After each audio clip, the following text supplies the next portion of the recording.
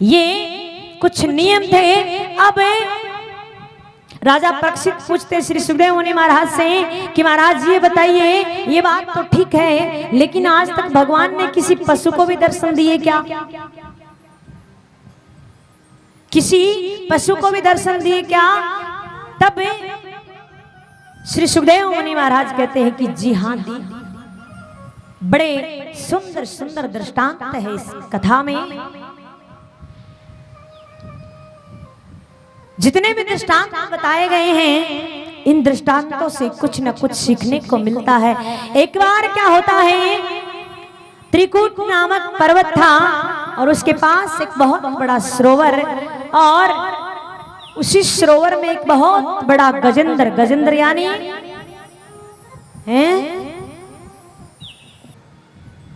गजेंद्र यानी हाथी, बहुत बड़ा हाथी, सफेद हाथी, जिसकी सुगंध मात्र से हिंसक पशु भी अपना स्थान छोड़कर चले जाते हैं, और उसको अपने आप पे घमंड गर्व था। एक दिन वो क्या करता, अपने परिवार के साथ, अपनी पत्नियों के साथ, बच्चों के साथ उस सरोवर में आता है खेलने के लिए।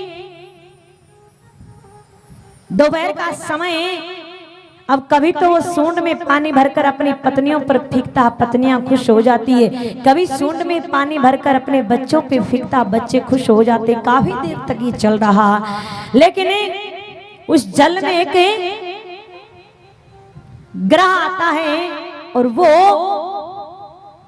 ग्रह यानी मगरमच्छ, वो आता है और उसका पैर पकड़ लेता है। एक बार तो कोशिश करता है हाथी कि मैं छुड़ा लूंगा, ये छोटा सा जानवर मेरा क्या बिगाड़ लेगा। वो अपनी मस्ती में खेल रहा है, ध्यान नहीं देता, लेकिन धीरे धीरे, क्योंकि वो तो पानी का जीव है, धीरे धीरे उसको अंदर खींचते लिए जा रहा है। अब जैसे जैसे वो अंदर जाने लग गया, खूब छुड़ाने की कोशिश करता, लेकिन वो उसे छोड़ता नहीं है। और देखिए, जब मृत्यु नजदीक आती है तो सबसे पहले काल पैरों को ही पकड़ता है। सबसे पहले आपके पैर ही जवाब देते हैं महाराज। जब ये गोडा दुखना शुरू हो जावे तो सोच लेना, माला हाथ में ले लेनी चाहिए। लेकिन हम तो महाराज ऐसे हैं, गोडों का ऑपरेशन करवा लेंगे पर माला नहीं लेंगे।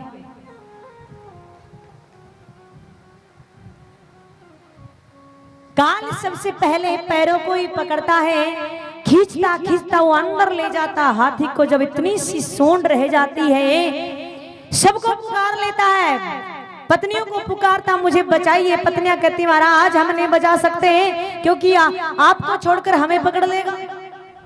बच्चों को पुकारता है, अरे तुम्हारे लिए मैंने क्या क्या नहीं किए, मैंने मेरे सारे सपने चूर कर दिए, तुम तो मेरी रक्षा कीजिए। बच्चे कहते, पिताजी कोई दिक्कत नहीं, तुम्हारे जाने के बाद हम कार्य भाल को बड़े आराम से संभाल लेंगे, चिंता मत कीजिए।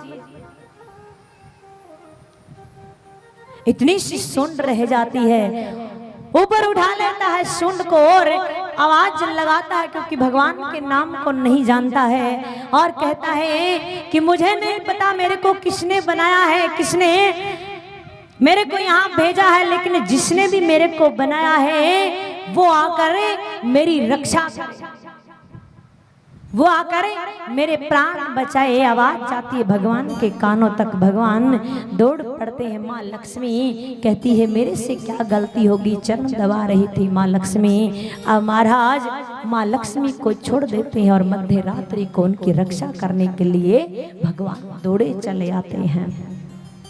पीछे से सुदर्शन चक्र फेंकते हैं, ग्रह का उद्धार करते हैं और गजेंद्र को बचाते हैं।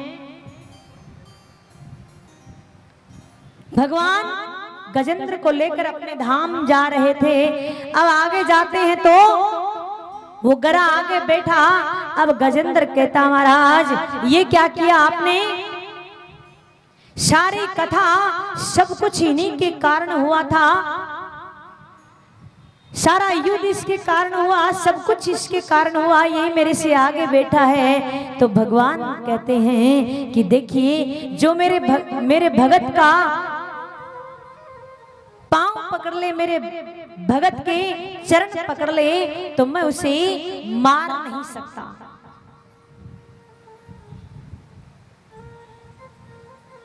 कहने का मतलब, इस संसार से आप कोई उम्मीद मत कीजिए, क्योंकि ये संसार तो क्षणे भंगुर है। आप अगर शरणागति आपको पानी है, कोई सहारा आपको पाना है, तो आप भगवान की शरण में जाइए। कमेटी से, समिति से निवेदन है कि बीच में व्यवधान ना डालें, बिल्कुल भी शांति से सभी आते रहें और बैठते रहें, बिल्कुल शांति से।